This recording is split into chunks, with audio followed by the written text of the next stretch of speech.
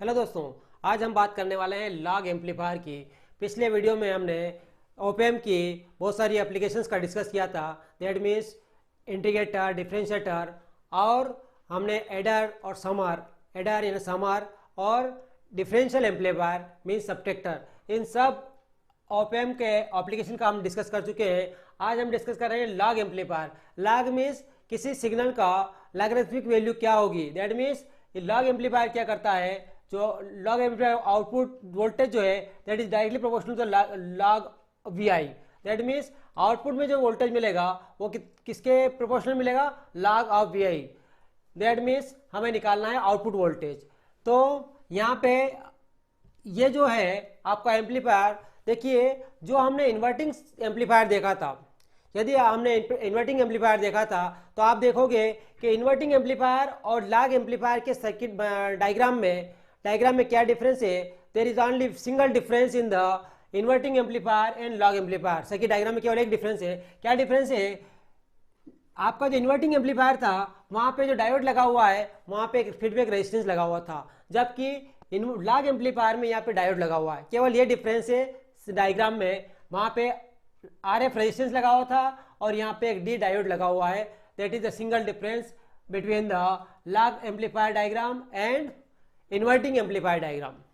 Now अब हम बात करेंगे, हम जानते हैं कि जो आपका आइडियल ओपेम होता है उसका वर्चुअल साइड कॉन्सेप्ट की वजह से के अनुसार आपका वोल्टेज जो है, इस पॉइंट का जो वोल्टेज होगा वो इस पॉइंट का वोल्टेज होगा। मीन्स यदि V1 इसका वोल्टेज है तो यहाँ का वोल्टेज क्या होगा, इस V1 के बराबर होगा। दैट मीन्स V1 बराबर V2। और बिकॉज आइडियल ओपेम के केस में आपका इनपुट इम्पिडेंस जो है वो इनफाइनाइट होता है, उसकी वजह से इनपुट करंट जो होगा वो क्या होगा, जीरो होगा। तो इसमें फ्लो होने वाला करंट क्या हो जाएगा, जीरो। तो यहाँ पे हम क्या लगाएंगे, KCL लगाएंगे इस नोड ए पे। मान लीजिए नोड ए पे, या यूं कहें कि नोड 2 पे, ये नोड 1 है, ये नोड 2 पे। तो KCL एट नोड 2 क्या हो जाएगा, इनकमिंग करंट क्या है, IN। तो IN incoming current equal to इस नोड से जाने वाला करंट कितना है, ID। ये है आपका इक्वेशन नंबर 1। बिकॉज इस ब्रांच से फ्लो होने वाला करंट, ओपेम के इन्वर्ट में जाने वाला करंट क्या है, जीरो है। क्यों जीरो है, कि हम जानते हैं कि आइडियल ओपेम का जो इम्पीडेंस होता है वो इनफाइनाइट होता है, उसकी वजह से इधर कोई करंट फ्लो नहीं होगा। जो आई इन करंट है वो करंट का चला जाएगा, diode ID current means diode flow हो जाएगा। तो ये इक्वेशन हो गई आई इन इक्वल टू ID। अब आई इन करंट क्या हो जाएगा, current is nothing but the potential difference divide by the resistance. हम जानते हैं करंट क्या है, potential difference divide by resistance होता है। तो यहाँ का वो पोटेंशियल कितना VI हो गया, यहाँ का कितना है V2। तो VI minus V2 divide bye क्या हो गया, R1, है ना। R1 या इसको R ही एज्यूम करें तो ये R हो गया, राइट। अब देखिए इज इक्वल टू, अब बात करेंगे हम डायोड करंट की। यहाँ पे means this voltage minus this voltage, लेकिन यहाँ पे क्या है, डायोड करंट है। तो हम जानते हैं कि डायोड से फ्लो होने वाला करंट कितना होता है, डायोड से फ्लो होने वाले करंट की वैल्यू होती है I equal to IS into e की power VD divide by eta VT।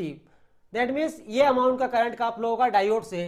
तो ID करंट जो है वो क्या हो जाएगा, ID की वैल्यू क्या हो जाएगा, IS इंटू ई की power VD divide by eta VT।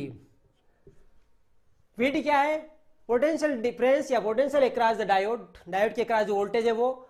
और IS क्या है, saturation current of the diode, diode का सैचुरेशन करंट है। और आपका VT क्या है, थर्मल वोल्टेज है। और ईटा जो है वो आइडियलिटी फैक्टर है, जिसकी वैल्यू 1 और 2 के बीच में होती है। आइडियलिटी फैक्टर ईटा की वैल्यू जो है वो 1 और 2 के बीच में होती है। तो यहाँ हमने लिखा जो करंट था आपका डायोड, वो डायोड का करंट जो था वो ID equal to IS into e की power VD divide by n eta VT। अब देखिए जो पोटेंशियल है डायोड के क्रॉस वो VD, वो कितना होगा, VD इक्वल टू कितना होगा, this voltage minus this voltage. तो V1 माइनस यहाँ वोल्टेज कितना है V2 माइनस VD, है ना। V2 माइनस यहाँ का ये वोल्टेज कितना होगा, V2 माइनस V0, VD नहीं V0, V2 minus V0, this voltage minus this voltage, ये हो गया आपका इसका वोल्टेज। तो ये वोल्टेज हो गई, दैट मीन्स आपका VD की वैल्यू क्या हो जाएगी, VI minus V2 divide by R equal to IS into e की पावर VD क्या हो गया, V2 minus V0 divide by eta V T. अब हम जानते हैं कि because of the virtual circuit concept, virtual short concept की वजह से हम जानते हैं कि V1 equal to V2 equal to 0। V1 और V2 बराबर 0 होगा। क्यों 0 होगा?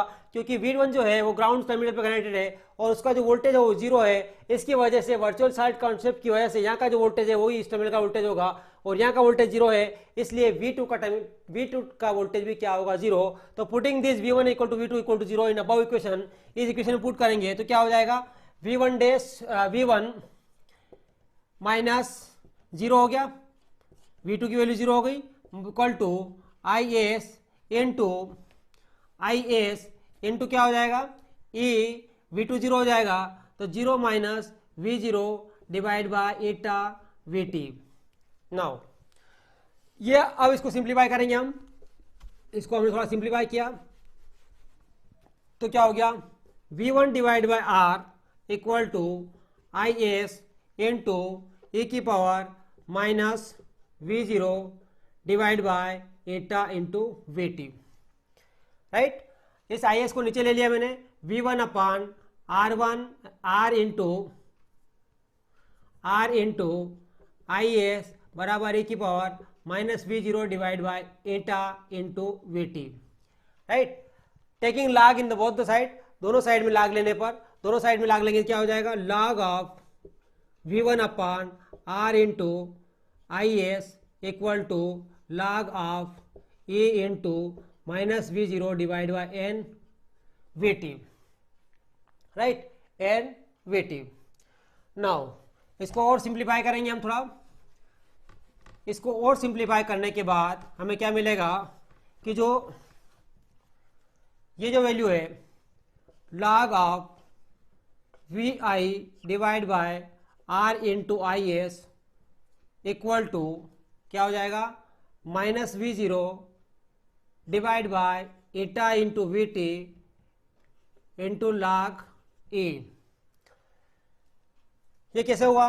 बिकॉज log ऑफ A की power B equal to B log A, ये फार्मूला होता है तो हमने इसको ऐसे लिख दिया। और हम जानते हैं कि log E इक्वल टू क्या होता है? 1। तो ये क्या हो जाएगा? Minus V0 divide by eta into VT, that is log of VI divide by R into IS। हमें चाहिए V0, हमें क्या चाहिए? आउटपुट वोल्टेज चाहिए। तो इसको और सिंप्लीफाई करेंगे, इसको और सरल करेंगे तो सरल करने के बाद क्या मिलेगा हमको?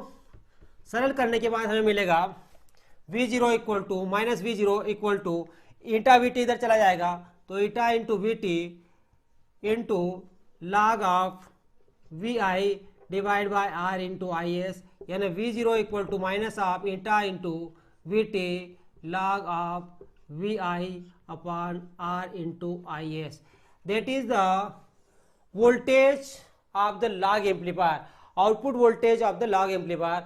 लॉगरिथमिक एम्पलीफायर का जो आउटपुट वोल्टेज है वो minus eta VT into log of VI divide by R into IS। ये अपना हुआ क्या? लॉगरिथमिक एम्पलीफायर का आउटपुट वोल्टेज। सी यहाँ भी देखिए, यहाँ भी जो आउटपुट है वो क्या दे रहा है? नेगेटिव साइन दे रहा है। दैट मीन्स क्या हुआ?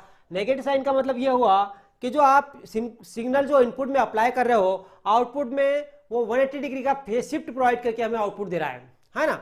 लॉगरिथमिक तो कर ही रहा है उसका, लॉग सिग्नल का क्या है? Output voltage is directly proportional to logarithmic of VI, means input signal को लॉग की वैल्यू तो दे ही रहा है हमको, लेकिन उसके साथ के साथ 180 डिग्री का फेज शिफ्ट भी प्रोवाइड कर रहा है सिग्नल अपने को, है ना? That show the negative sign. ये हमें नेगेटिव साइन ये शो कर रहा है कि आपका आउटपुट वोल्टेज 180 डिग्री के फेज शिफ्ट के साथ हमें मिल रहा है with amplified version, amplified signal. Right, इस प्रकार हमने आज क्या देखा? लॉगरिथमिक एम्पलीफायर और उसका डेरिवेशन मीन्स आउटपुट इक्वेशन उसकी हमने देखी कि कैसे उसका आउटपुट का वोल्टेज है। राइट, आउटपुट वोल्टेज जो आया है V0 equal to minus eta VT into log VI divide by R into AS,